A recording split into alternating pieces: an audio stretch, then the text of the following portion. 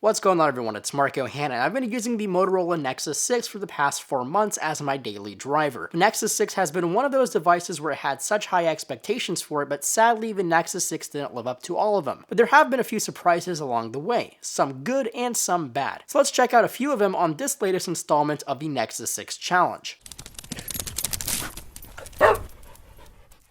The Nexus 6 is a flagship from the labs of Motorola and Google. It's running the latest software available, which is Android 5.0 Lollipop, and has some of the best hardware that was around, say, early November of 2014. It's also a huge phone. I mean, with a nearly 6-inch display, the Nexus 6 is one large behemoth. When this thing was first announced, I thought to myself there was no way I could use it. I already had an experience with the iPhone 6 Plus, and that phone was really pushing the boundary of what is big. My first surprise was actually how comfortable this phone was to use, and that has to do with the Motorola design on the Nexus 6. It follows the second generation Moto X with its curved and rounded back. It feels like the device is really sitting in your hand. The next surprise was the display. AMOLED technology is great, and Samsung has been using that AMOLED technology for a very long time, and the ability to power a display with no backlight is great because it delivers the deepest blacks. But something about the Nexus 6 display just wasn't exactly right. I mainly blame the Galaxy Note 4 for having the best mobile display around,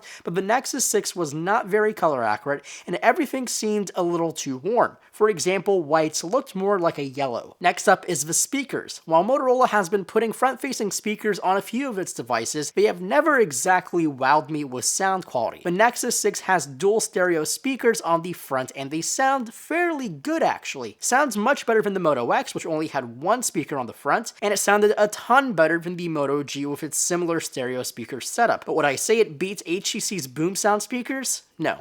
Not at all. Next up is software. Now, I really can't call this a surprise because I've already liked Android before, but this Lollipop software version of Android is by far the best mobile operating system around. It's fluid, it's fast, it looks pretty damn good, and it feels really fresh. Unlike previous versions of Android, which were really just improvements on the last iteration of Android. Also, the camera surprised me in a bad way. While Motorola has never really had the best mobile phone cameras, I was hoping for an increase in quality from the less expensive Moto X second generation. It's a slightly different sensor, yes, I grant that, but the quality is identical, and surely it's not the best. 4K video is average at best as well. And my biggest surprise while using the Nexus 6 as my daily driver, well, you probably already guessed it, it's battery life. I think I've ranted on this enough. A huge 3,220 mAh battery and less than 4 hours of screen on time is unacceptable in my book, even if it means ditching the extra pixels and shrinking the display size. And really, that's about it. I hope you definitely enjoyed watching this video. Make sure to leave some comments and a thumbs up if you liked it. And as always, my name is Marco Hanna, and